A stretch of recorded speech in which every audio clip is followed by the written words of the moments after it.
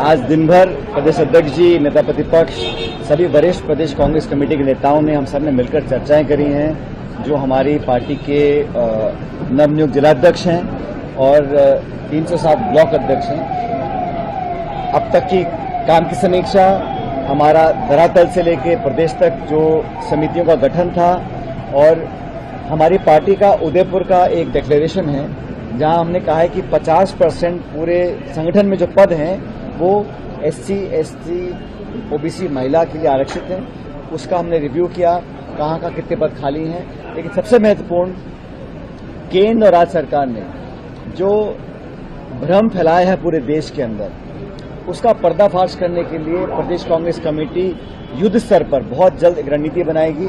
और पार्लियामेंट में जिस प्रकार से ये झूठ फैलाया गया कि केंद्र की सरकार महिला आरक्षण लाना चाहती है और समूचा विपक्ष और कांग्रेस इसका विरोध कर रहे हैं, ये सफेद झूठ है। पहली बार मनमोहन सिंह जी की सरकार में हम लोग महिला आरक्षण बिल लेकर आए थे। 1/3 सीटें आरक्षित करनी है विधानसभा लोकसभा के अंदर। उस समय भी भाजपा ने समर्थन किया राज्यसभा में, लेकिन लोकसभा में समर्थन नहीं किया था। 3 साल पहले सर्वसम्मति से महिला आरक्षण विधेयक पूरी पार्लियामेंट में वोट नहीं पड़े, सबने सर्वसम्मति से पास किया।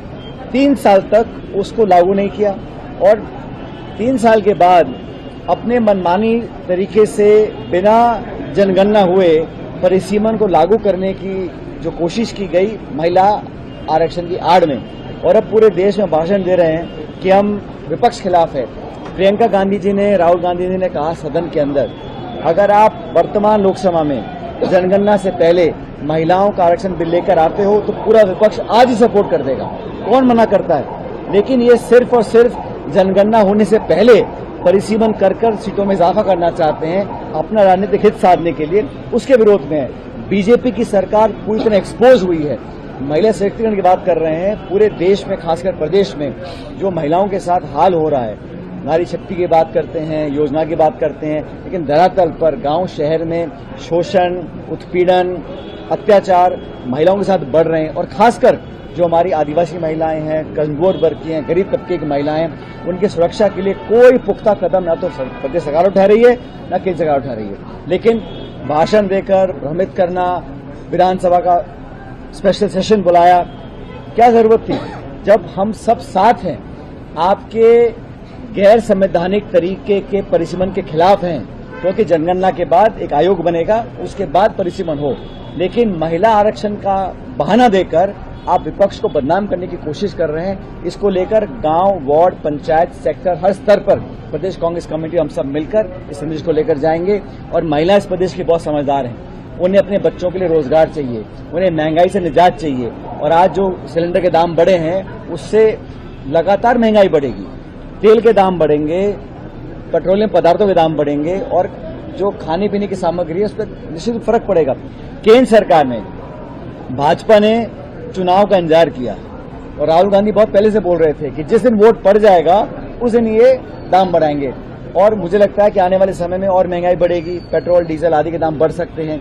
खाड़ी में जो वैश्विक स्थिति बनी हुई है उसका संज्ञान लेकर भाजपा की केंद्र सरकार को वैकल्पिक व्यवस्था करनी चाहिए थी, एक ऑल्टरनेट ऑप्शंस बनाने चाहिए थे, सप्लाई चेन के, एनर्जी सप्लाई के, इंपोर्ट एक्सपोर्ट के।